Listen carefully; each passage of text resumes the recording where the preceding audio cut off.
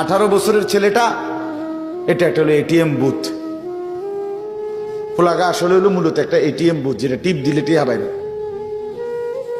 হ্যাঁ, বাস্তবতা এটা। অসংখ্য মা বাবার ফিকির এটা। ছেলেটা উপযুক্ত হয়েছে, এখন জিজ্ঞাসা করতেছে, হয় বিদেশ যান, নাহলে দেশে থাকো, কামাই করো, টাকা দরকার।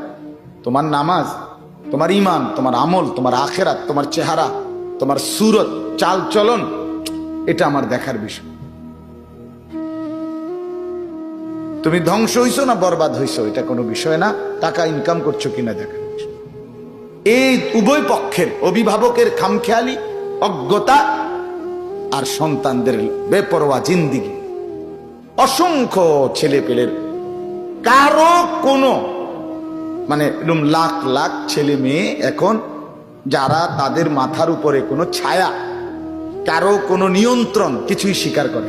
এরা জানেই না যে কিসের মা, বাবা, ভাই, বড় ভাই, আলেম ওলামা, সমাজের কোনো মুরব্বী, কারো কোনো অধীনতা সে স্বীকার। আমি স্বাধীন, মুক্ত, আমার যা মন চাই তাই, আমার যা মন চাই।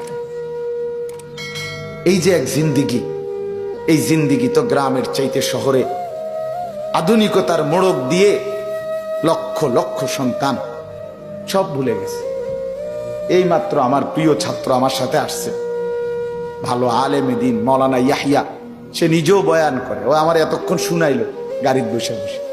কুষ্টিয়া থেকে এক মেয়ে, আপনার মুসলমান মা বাবার মেয়ে, ঢাকা শহরে ইউনিভার্সিটিতে আইসা পড়তে ঢুকছে। সেই মেয়ে পাশাপাশি সাংবাদিকতার কাজও করত। সেই মেয়েটা এখানে আইসা বা ঢাকাতে আইসা সে সম্পূর্ণভাবে নিজের ইসলাম পরিচয় লুকাইয়া নিজেকে হিন্দু পরিচয় দিয়া হিন্দুদের মন্দিরে আসতো, যাইতো, প্রসাদ দিত, পূজা অর্চনা করত। কিছুদিন আগে সে মারা গেছে। মারা যাওয়াতে এখন মন্দিরওয়ালাদের দাবি সে আমাদের এখানে তাকে আগুনে পোড়ানো হবে, আর ওইখান থেকে তার বাবার দাবি সে আমার মেয়ে মুসলমান। বাংলাদেশ, ঢাকাতে উচ্চ শিক্ষার স্বপ্ন দেখিয়ে বাবা মা পাঠাইছিল। আজকে সে ঢাকা পর্যন্ত আসতে আসতেই সে নিজের ধর্মের পরিচয় ভুলে লুকাইয়াই ফেলছে। ইউরোপ পর্যন্ত যাইলে, ওই পর্যন্ত যাইতে যাইতে কদ্দূর থাকবা, কি থাকবে বলেন? ইনসাফের সাথে বলেন। এই জন্য বললাম, আফসোসের বিষয় বাবা, আপনাদের কাছে অনুরোধ করছি, এটা ভাবা দরকার। এই যে কয়জন বাপ আছেন, আপনাদের ছেলে মেয়ের দিকে নজর দেন। ছেলেদের দিকে 5 ওয়াক্ত নামাজ, 1 ওয়াক্ত নামাজ পড়ে না, এর জিজ্ঞাসা করেন তুই মানুষের ঘরে হইছত না জানোয়ারের ঘরে?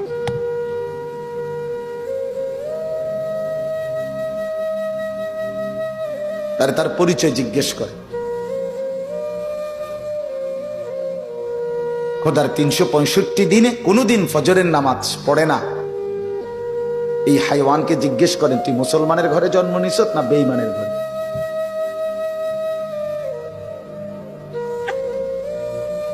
তাহলে খোদার 365 দিন, 1 বছর এক টানা কোনদিন ফজরের নামাজ পড়তে মন চায় নাই, ভাবও নাই, এত বড় জানোয়ার মুসলমানের ঘরে কেমনে হয়? ইনসাফের সাথে কোন ওই বাপ বাইচা আছে কেমনে? ওই বাপ ঘুম যায় কেন? ওই মার রাত কাটে কিভাবে? আহা, মুসলমান জীবনটাকে শুধু বন বিস্কুট মনে করছে।